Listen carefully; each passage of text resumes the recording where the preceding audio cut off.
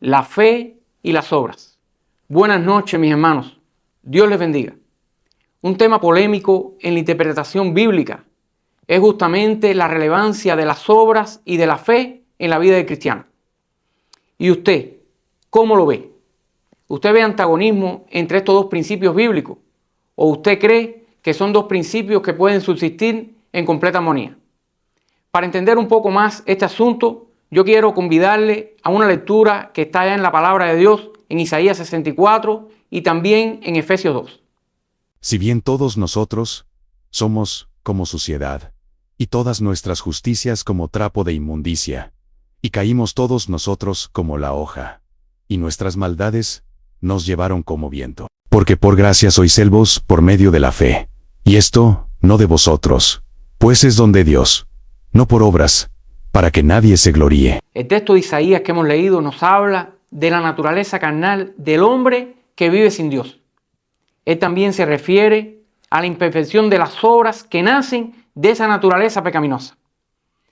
Cuando Dios creó al hombre, dice la Biblia que lo hizo a su imagen, conforme a su semejanza, en cuanto a valores, sentimientos, en cuanto a capacidad para gobernar. Tanto que cuando Dios hace al hombre, le dice: multiplícate y sojuzga la tierra. Hermanos, ¿por qué el hombre tenía la capacidad de cumplir con el propósito y la misión con que Dios lo había creado? El hombre podía cumplir con aquella misión porque el hombre era perfecto. Y sus obras también lo eran. Quiere decir que la criatura exaltaba al Creador y cumplía de esa manera el propósito por el cual había sido creada. Pero cuando el hombre cayó, él se tornó imperfecto. Y sus obras ya tampoco eran perfectas. Aquellas obras se tornarían trapos de inmundicia, incapaces de poder agradar al Creador. Con la caída vinieron las consecuencias, juicio sobre la tierra y sobre el hombre. Dice la Biblia que por el primer Adán entró el pecado al mundo, y después de él todos los hombres pecaron, y destituidos están de la gloria de Dios. Pero tan temprano, hermanos míos, cuanto Génesis 3:15, ya Dios estaba haciendo la primera promesa de redención, anunciando la venida de Jesús, conocido también en la Biblia como el segundo Adán. Por el primer Adán entró el pecado en el mundo y la destrucción. Por el segundo Adán entró la salvación y la redención del ser humano. Mis hermanos, ahora yo quiero adentrarme un poco en el texto de Efesios que hemos leído. Allí nos da algunas de las características de la salvación que tenemos en Jesucristo. La primera característica es que nuestra salvación es de gracia. Es un regalo de Dios. No tenemos que pagar nada para poderlo tener. ¿Pero acaso eso quiere decir que nuestra salvación fue sin costo? Para nada, hermano. Para obtener nuestra salvación, Dios tuvo que pagar el más alto precio que Él podía pagar: la sangre preciosa de su amado Hijo Jesús. La segunda característica que está en Efesios referente a nuestra salvación es que ella es obtenida por la fe, no por obras para que nadie piense que es importante. ¿Qué quiere decir esto, hermano? Que no hay nada que podamos hacer para merecer la salvación que tenemos en Dios. No existe ninguna obra que el hombre pueda realizar para granjearse el favor de Dios fuera de la sangre de Jesús. Piense conmigo, hermano. Si existiese un camino alternativo, ¿para qué Jesús necesitaba venir y morir en la cruz? Dios hubiese disponibilizado ese otro camino y el ser humano hubiese sido salvo sin la sangre de Jesús. Ahora, hermano, yo quiero explicarles un poco en qué consiste la justificación del ser humano por la sangre de Jesús. Cuando Jesús murió en la cruz del Calvario, Jesús llevó el pecado de toda la humanidad sobre él. ¿Pero acaso eso quiere decir que todos los seres humanos son salvos? Para nada, hermano. Para que el ser humano sea salvo, aun cuando su pecado fue llevado en la cruz del Calvario, él tiene que tener fe en ese sacrificio de Jesús. Él tiene que creer que su pecado fue llevado en la cruz y que creyendo en Jesucristo su pecado puede ser perdonado. Es un tema un poco complejo y para que usted lo entienda un poco mejor, yo quisiera ponerle un ejemplo. Piense en una situación hipotética. Usted tiene en su casa un cheque validado con una suma de dinero, pero además de eso tiene una deuda. Y esa suma de dinero que usted tiene en el cheque es suficiente para cubrir su deuda. ¿Usted puede con el papel pagar su deuda? Para nada, hermano. Usted tiene que ir al banco validar su cheque y entonces sacar el dinero para pagar su deuda. Asimismo sucede con el sacrificio de Jesús. Para que Él se valide en la vida del ser humano, el ser humano tiene que creer que Jesús murió por él y que Jesús llevó su pecado en la cruz. Ahora, hermano, ¿cómo es que cambia la vida del ser humano cuando acepta a Jesucristo en su corazón? Usted recuerda que le dije que el ser humano era un enemigo irreconciliable de Dios.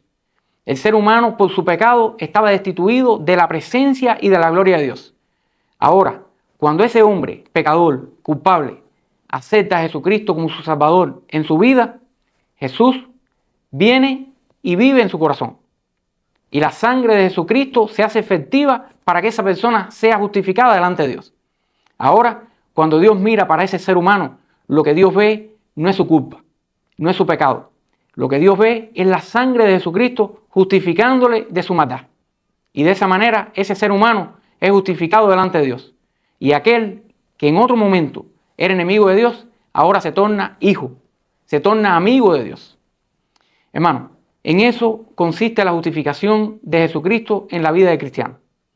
¿Pero acaso podemos ser salvos solamente con decir que tenemos fe? ¿O será que necesitamos que nuestras obras acompañen nuestra fe? Para entender ese asunto, yo quisiera llevarles a un texto que está allá en Santiago, en el capítulo 2, en el versículo 26. Porque como el cuerpo sin espíritu está muerto, así también la fe sin obras está muerta. Este texto de Santiago que hemos leído compara la fe sin obras con un cuerpo sin espíritu. Ambos están muertos. Si algo está muerto, no puede producir fruto, no realiza ninguna actividad. Asimismo, la fe sin obras está muerta. Cuando leemos este texto, tal parece una contradicción con aquel primer versículo que hemos leído de Efesios. Pero usted puede creer que no es una contradicción. La fe siempre será imprescindible para salvarnos. Y las obras mundanas, corrompidas que traemos, nada pueden acrecentar a ese proceso de salvación. Pero una vez que la persona es salva, que ha recibido a Jesucristo en su corazón, que ha comenzado el proceso de restauración de su vida, tiene que existir algún cambio. Tiene que existir evidencia de que esa fe produce obras de justicia. Si no, la fe de esa persona no es verdadera. Y el Espíritu Santo de Dios, dice la Biblia, no habita en el corazón de esa persona, si sus obras no son de justicia. Hermanos, el proceso de fructificación es un proceso espontáneo.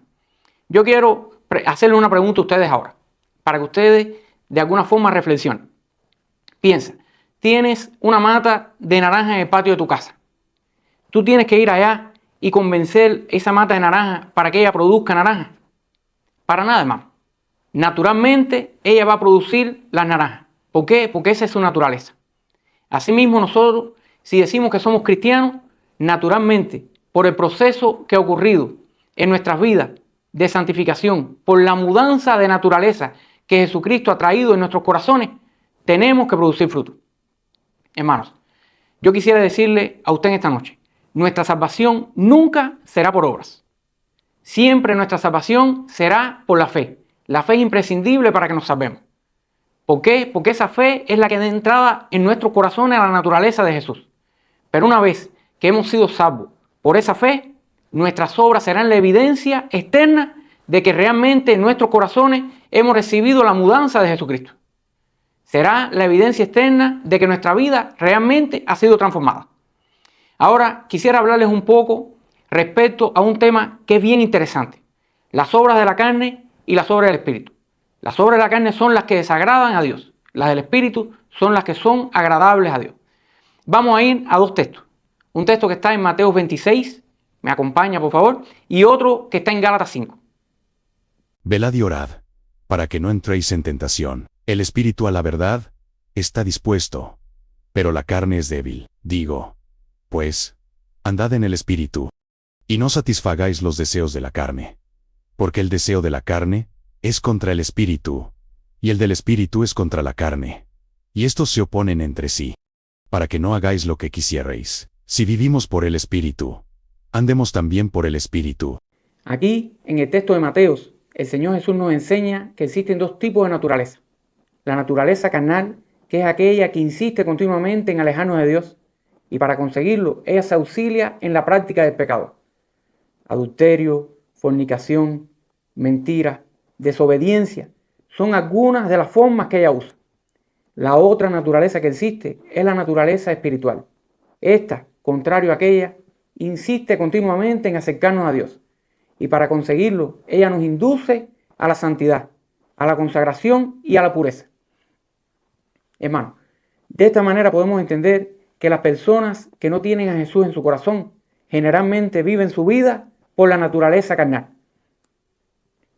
¿Eso quiere decir acaso que todas las personas que no conocen a Jesús son impías? Para nada, hermano.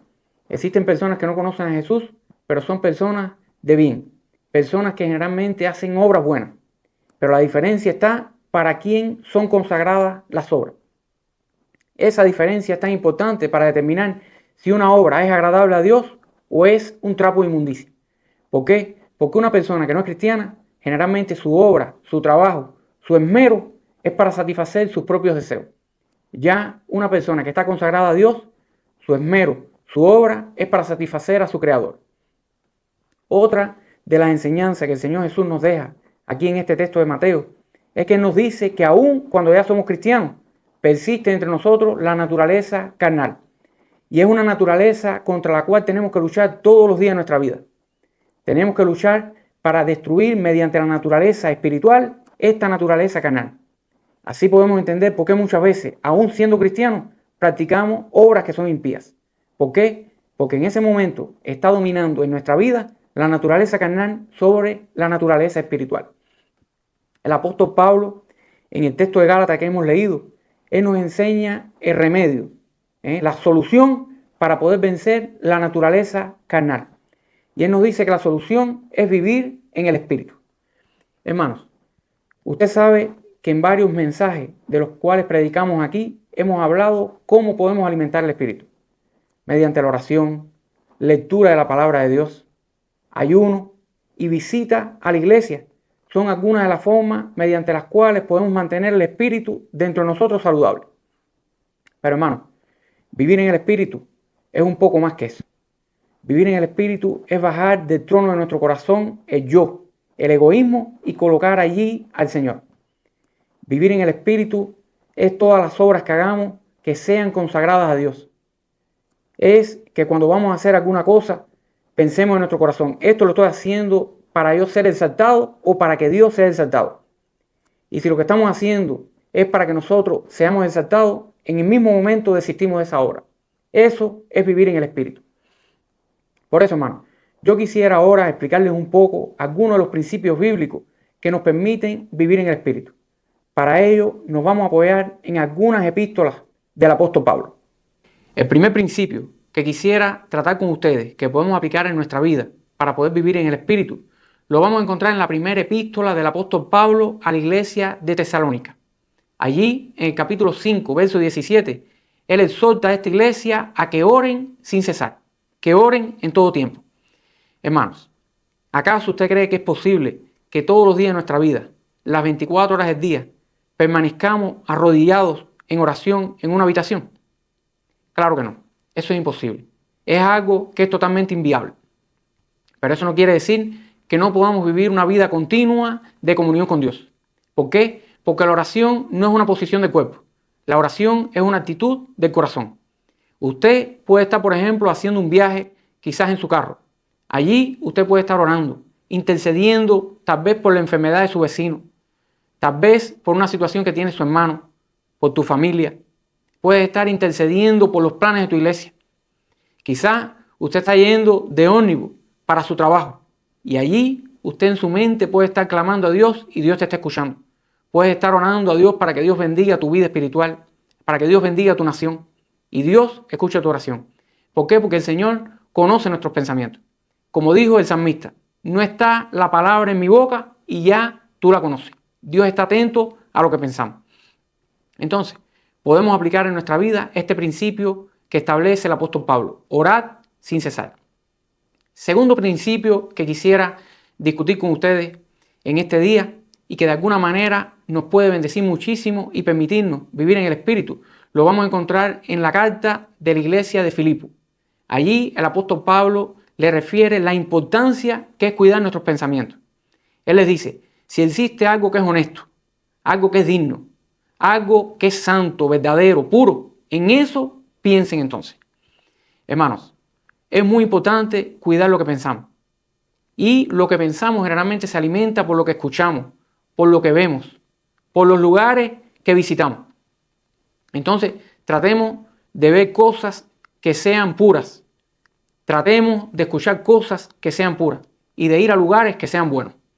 Usted ha escuchado alguna vez, seguramente, que las personas dicen por ahí que la mente es el taller del diablo. Pero yo tengo que decirle a usted, hermano, que aunque eso es una verdad, el plan de Dios para nuestra vida y cuando Él nos creó fue pensando en ese plan, es que nuestros pensamientos sean pensamientos de bien, que nuestros pensamientos sean de paz, que sean pensamientos agradables a Él. Ese es el plan de Dios para nuestra vida. Entonces es posible, sí, que mantengamos pensamientos puros y que de esa manera podamos vivir en el Espíritu. Así es como llegan a nuestra vida las revelaciones de Dios. Así es como Dios nos habla a nuestro corazón, cuando tentamos mantener pensamientos puros en nuestro corazón. Entonces, el tercer principio que podemos aplicar en nuestra vida para poder vivir en el Espíritu, lo vamos a encontrar en la carta a los Efesios. Claro, existen muchos más principios, hermano. Solamente estoy tocando 3 que creo que son importantes. Pero usted leyendo la palabra de Dios va a encontrar muchísimos principios que puede aplicar en su vida para vivir en el Espíritu. Ese tercer principio, el apóstol Pablo le dice a la iglesia de Éfeso que traten entre ellos de hablar con himnos, con cánticos espirituales, con salmos. ¿Qué está queriendo decir el apóstol Pablo? Que la palabra de Dios sea algo cotidiano en nuestra vida.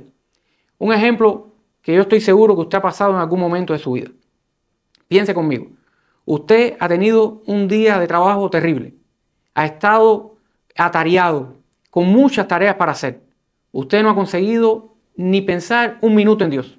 No ha conseguido dedicar ni un pensamiento para Dios. Cuando usted llega a su casa, usted llega cargado, se siente vacío. No tiene disposición ninguna de hacer nada espiritual. Y usted, le digo hermano, no ha cometido ningún pecado. Pero usted durante el día estuvo alimentando solamente su carne. Dejó expuesta su vida espiritual. La naturaleza espiritual está siendo vencida por la naturaleza carnal. Y el pecado en esa situación está a la puerta. Usted está vulnerable al pecado. Entonces, hermano, por eso es que el apóstol Pablo le dice a esta iglesia que entre ellos hablen con salmos, con cánticos espirituales. Cuando usted esté en su trabajo, está atribulado, está difícil la situación, trate de hablarle a alguna persona de Jesús. Trate de dedicar un pensamiento a Jesús. Diga un versículo bíblico en voz alta. Declara una verdad de la Biblia. De esa manera, su vida espiritual se mantendrá cálida, hermano. Se mantendrá viva delante de Dios. De esa manera, podemos mantener nuestra comunión con Dios. Aún cuando estamos en nuestro trabajo, que no es un trabajo quizás ministerial, evangélico, que no es un trabajo eclesiástico. Pero así podemos mantener comunión con Dios. Hermanos, por lo que usted ha escuchado aquí, si deseamos vivir en el Espíritu, no tenemos que esperar a llegar el domingo a la iglesia. Toda la semana podemos vivir en el Espíritu. Esta vida en el Espíritu nos llevará a que cuando lleguemos a la iglesia, nuestras baterías estén cargadas. Estén cargadas para honrar a Dios, para adorarle como Él merece y para poder servir a nuestros hermanos. Para concluir en esta noche, quisiera recordarles que nuestra salvación es por fe. Es un regalo de Dios. Nada podemos hacer para merecerla. Pero una vez que hemos recibido a Jesús en nuestra vida, que reina en nuestros corazones, nuestra fe tiene que dar frutos de justicia. Un error que muchas veces escucho a los cristianos repetir es que nuestras obras son trapos de inmundicia delante de Dios. Eso solamente ocurre si la naturaleza que gobierna en nuestros corazones es la naturaleza carnal. Pero si la naturaleza que reina en nuestros corazones es la naturaleza del Espíritu Santo de Dios, es imposible que el Espíritu Santo produzca inmundicia. Por eso, obedezcamos al Señor Jesús. Dejemos que el Espíritu Santo de Dios reine en nuestras vidas y Él producirá buen fruto. Dios le bendiga, hermanos. Si usted ha llegado hasta aquí, le convido que se inscriba en el canal, que deje un me gusta y también que comparte este contenido con otras personas que pueden estar necesitando. Dios bendiga su vida.